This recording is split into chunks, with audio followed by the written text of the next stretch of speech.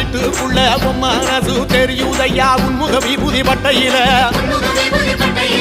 ஆறுமுகம் ஜொலிக்குதையா கற்பூர காரத்தி எற்றையில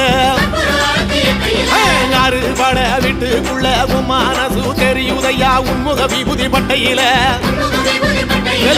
ஆறுமுகம் ஜொலிக்குதையா கற்பூர காரத்தி எற்றையில